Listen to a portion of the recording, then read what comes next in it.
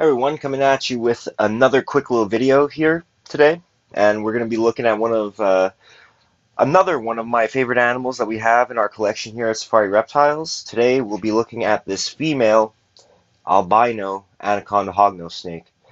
So you guys can see the pattern is very reduced. That's because of the anaconda phase that is in her. Obviously, a hognose that would either be a regular hognose or even a flat out albino hognose would have a lot more patterning to them. The anaconda really reduces the patterning, and if you've ever seen a green anaconda before, you would know where this phase gets its name basically. The pattern looks very similar to that of a green anaconda. So the anaconda trait is codominant, and it has a superform. The superform is a animal that's nearly completely patternless, having just a bit of facial markings. So that's a cool animal, and hopefully, if we could find ourselves a male anaconda, hopefully an albino male anaconda, we can make ourselves some albino supercondas, which are a very nice looking animal. It looks like they're almost glowing. If you guys feel like Googling that, seeing what it looks like.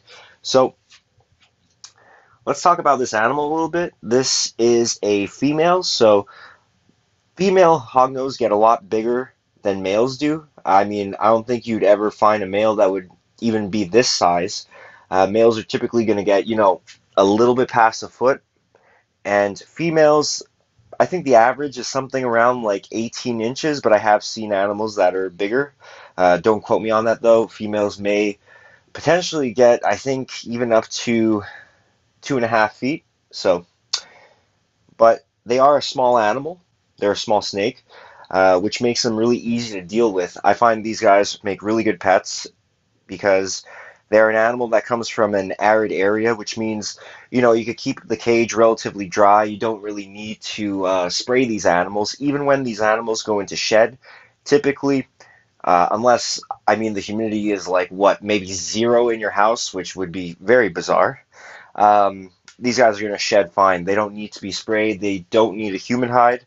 Though, obviously, if you plan on breeding these animals, you could probably provide a human hide, a place where your female will lay her eggs. So, again, I find these guys are really cool. They have a couple of interesting behaviors. When you do put them down on the ground, she probably won't do it because she's like very relaxed. She doesn't really freak out. But these animals, they'll move like in a side winding motion, which is cool to see. I'll try to see if I could get her to do it, but like I said, this girl is really relaxed, so she's probably not going to really do it, but there you go. I guess you could kind of see it. So that's one of the cool things they do is sidewind. The other thing is that they'll actually play dead. I've never seen this in person. I've only worked with a couple specimens, or I shouldn't say specimens, I guess, a couple animals, and I've never seen the animal play dead before. I think this is typically a behavior that the hatchlings will sometimes do, but as far as the adults, I've never really even online seen an adult play dead. So another cool thing that these guys will do is they'll actually hood up like a cobra when they feel they're threatened. That will be their threat posture, is to hood up around the neck area. Again, this girl, she's very tame, so she is not going to do it.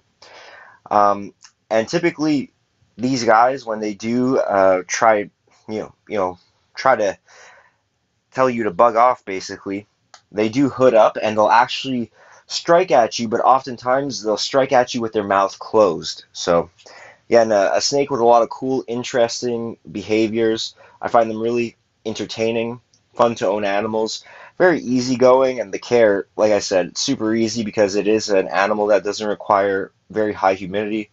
Like some other species, they stay small, so typically your males, you could keep them in a 10-gallon aquarium, and your females, probably a 20-gallon, something that's at least 2 feet long. Obviously, these animals, they dwell, they're ground dwellers, so you want to go with something that is wider and has more floor space rather than like, an arboreal cage. They won't really, use all that empty space at the top.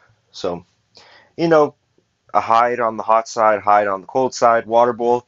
Typically, that's all you'll need. These snakes do like to burrow in aspen, so I would say aspen is a preferred choice for bedding. And that's about it, guys. So let's get a good look at her face here, if we can. I'm actually gonna pick the phone up so we could get a better look at her here. But you can see, really nice looking animal. They come in a wide variety of morphs and colors, so I see them being a popular snake in the trade, in the pet trade, for a very long time. Just because, again, their ease of care, the fact that there is many mutations that you could get these animals in, and they're easygoing. You know, you won't typically find a very aggressive hognose. Western hognose, by the way. These guys are Western hognose.